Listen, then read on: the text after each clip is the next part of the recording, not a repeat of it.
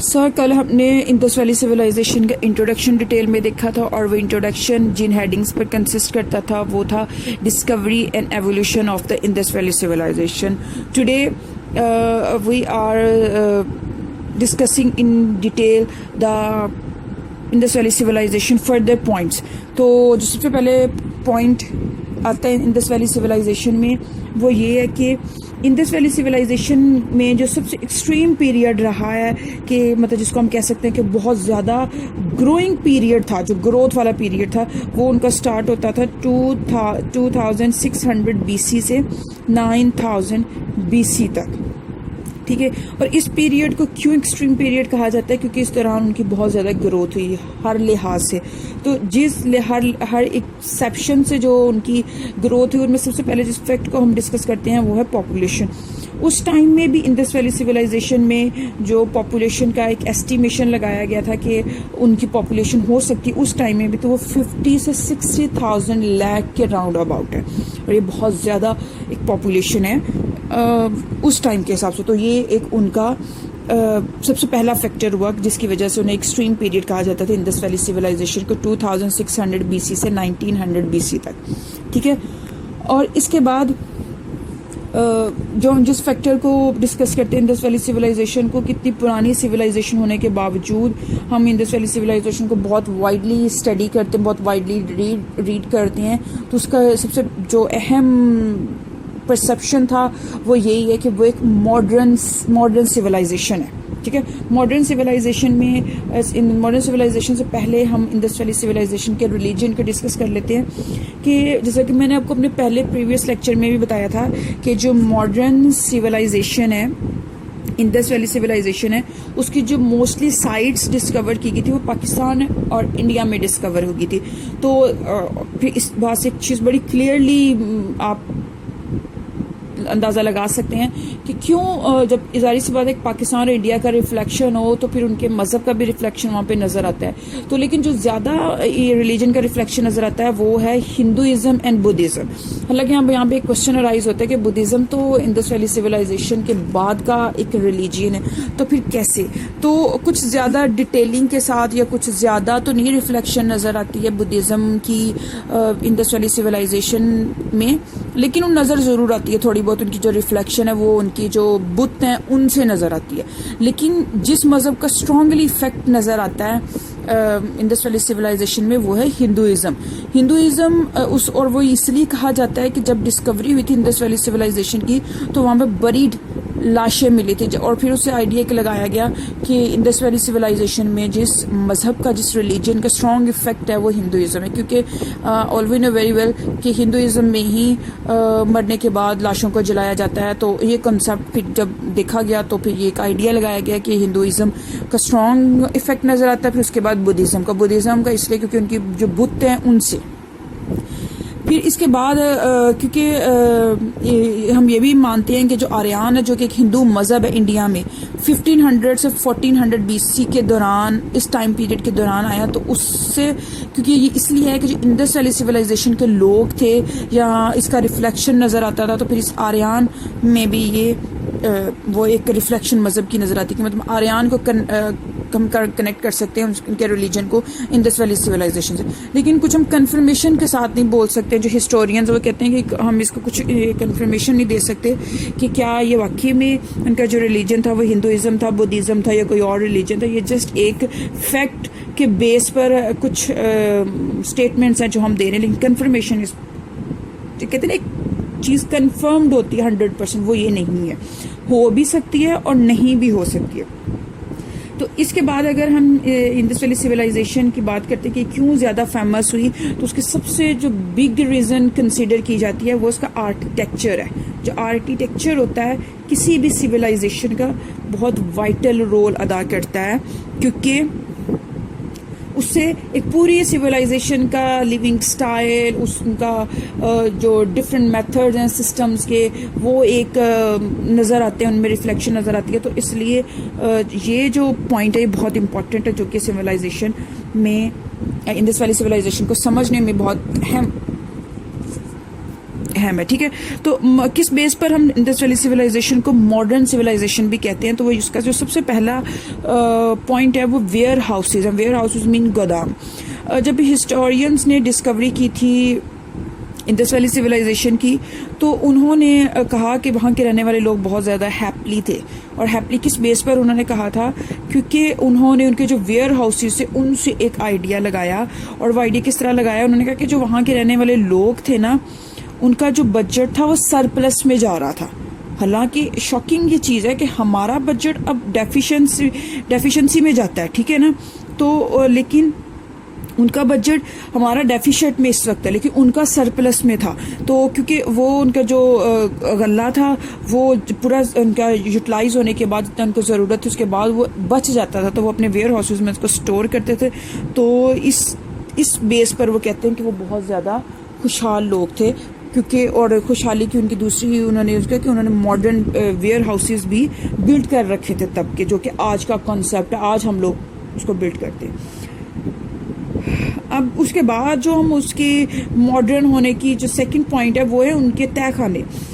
انہوں نے جو ان کے تہہ خانے تھے وہ بہت ماڈرن تھے. حالانکہ تہہ خانوں کانسیپٹ بھی اب استعمال کیا جاتا ہے کہ جی ہم نے بنانے کہ تب بھی تہہ خان ویئر ہاؤسز کے ساتھ تہہ خانوں کا بھی بڑا کانسیپٹ تھا انڈس ویلی سویلائزیشن میں.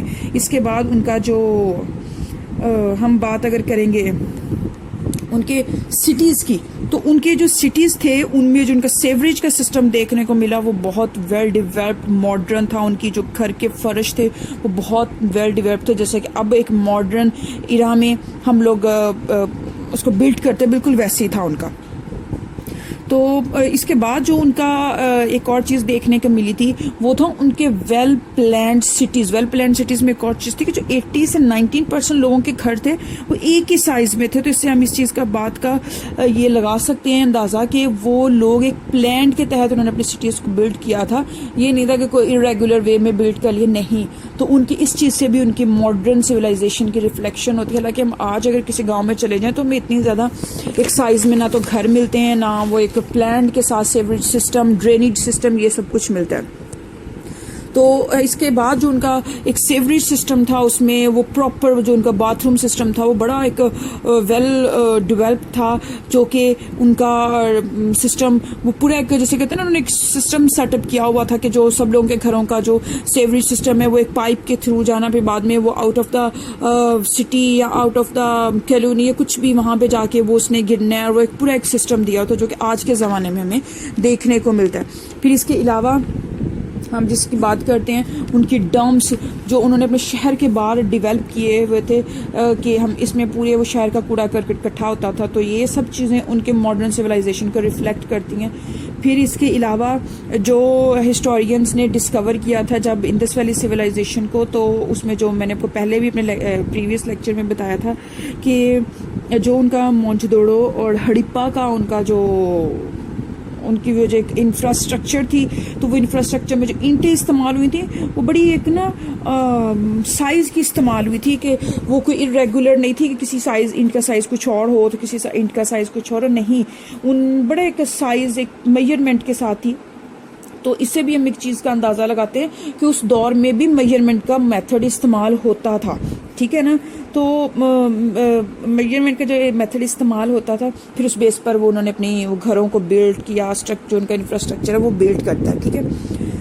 پھر اس کے بعد کیونکہ ٹریڈ کے حوالے سے بھی انڈس ویلی سویلائزیشن کو ماڈرن کہا جاتا ہے کہ ان کا جو ٹریڈ کرنے کا طریقہ تھا وہ بھی ٹریڈنگ ہوگی. اس کے علاوہ ان کے میٹل سے بنے ہوئے ان کام نظر آتے ہیں جو ان کی اب ڈسکوریز ہوئی ہیں, کیونکہ انڈس ویلی سویلائزیشن ایک برانز ایج سویلائزیشن ہے. تو کیونکہ برانز ایج سویلائزیشن ایک میٹل کی سویلائزیشن ہے تو وہاں پہ میٹل کے بنے ہوئے جو چیزیں وہ نظر آئیں گی. تو اس لیے انڈس ویلی سویلائزیشن میں میٹل کی بنی ہوئی چیزیں بڑی بہت زیادہ ڈسکور ہوئی. پھر اس کے بعد اگر ہم باقی سسٹم کی اس کی بات کریں تو وہ ایگریکلچر سسٹم ہے. تو ایگریکلچر سسٹم کے لیے بھی انہوں نے ایک پراپر سسٹم ڈیولپ کیا تھا, اریگیشن کا سسٹم, جس سے وہ اپنی فصلوں کو پانی دیتے تھے یا ایٹ سکتے ڈفرینٹ پرپسز کے لیے اس کو استعمال کرتے تھے, کیونکہ ایگریکلچر کا سسٹم بھی بہت زیادہ ویل ڈیولپڈ تھا. تو اس کے علاوہ جو انڈس ویلی سویلائزیشن میں جو چیزیں موسٹلی جو کراپس پروڈیوس کی جاتی تھی وہ ویٹ اینڈ بارلے تھی. اس کے علاوہ رائی تھا, پیس تھا, ششم تھا اینڈ مسٹرڈ. یہ کچھ ایسی کراپس ہیں جو کہ انڈس ویلی سویلائزیشن کے ڈسکوری کے ٹائم ہسٹورینس کو ان کے ایویڈنسز ملے. ٹھیک ہے. اس کے بعد اگر ٹیکنالوجی کی بات کریں تو میں نے اوپر بھی اب ڈسکس کیا ہے کہ جو ان کے سٹیز کا بلڈنگ کا انفراسٹرکچر تھا وہ ایک سائز کا تھا 80 to 19%. تو اس سے پھر یہ چیز پتہ چلتی ہے کہ وہ ٹیکنالوجی استعمال کرتے تھے. اور پھر ٹیکنالوجی میں میس, لینتھ, والیوم, ان سب چیزوں کو میئر کیا جاتا تھا.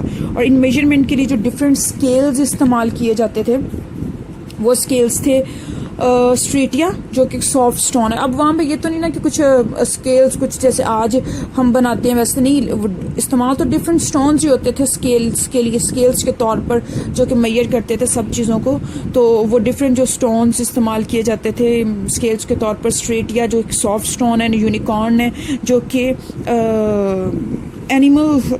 اینیمل ریپرزینٹیشن کے جانور کی شکل کا ایک وہ بھی ایک میجرمنٹ کا ایک اسکیل تھا جو یوز کیا جاتا تھا, اسے یونیکارن کہا جاتا تھا.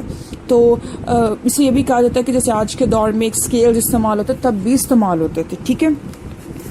اس کے بعد جس کا ذکر ہم کریں گے وہ تھا ان کی عورتیں جویلری یوز کرتی تھی کہ جو کہ ملی ہیں, ان کے بت ملے ہیں یا اور بھی بہت ساری چیزیں ملی ہیں لوگوں کی, اسٹیچوز یہ وہ ایٹسیکٹرا. تو ان کی عورتوں فیمیلز جویلری یوز کرتی تھی جو کہ اس زمانے کی بھی کلچر کی ریفلیکشن کرتی ہیں.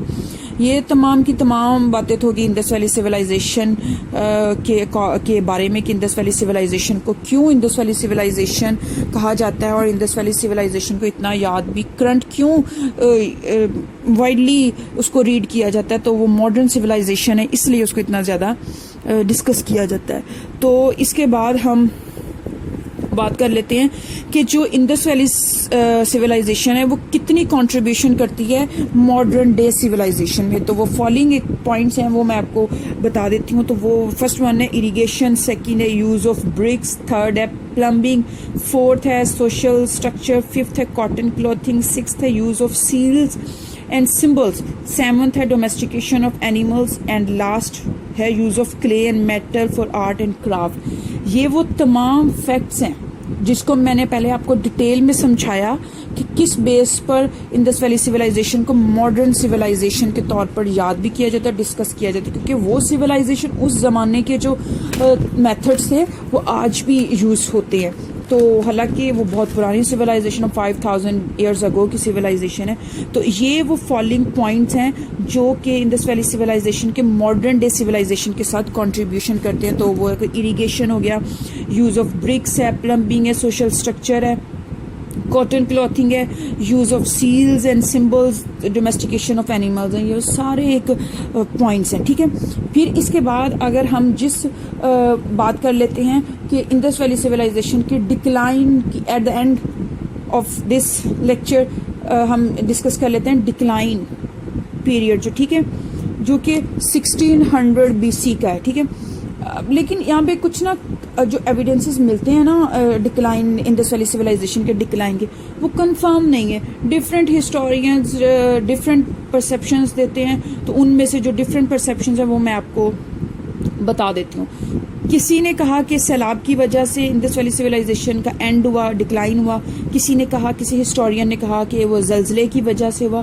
کچھ کہتے ہیں کہ آریان آئے اس وجہ سے وہ سویلائزیشن ختم ہوئی, اور کچھ کہتے ہیں کہ کلائمیٹ چینجز کی وجہ سے انڈس ویلی سویلائزیشن اینڈ ہوئی. لیکن یہ تمام چیزیں کچھ کنفرم نہیں کرتی انڈس ویلی سویلائزیشن کے ڈکلائن ہونے کی, لیکن یہ کچھ کازز ہیں جو کہ میں نے آپ کو بتا دی. سو آئی ہوپ سو آپ سب کو انڈس ویلی سویلائزیشن بہت اچھے سے سمجھ آ جائے گی. اگر کسی کو کچھ نہ سمجھ آئے تو کائنڈلی آپ پوچھ سکتے ہیں اس سے ریلیونٹ کچھ بھی.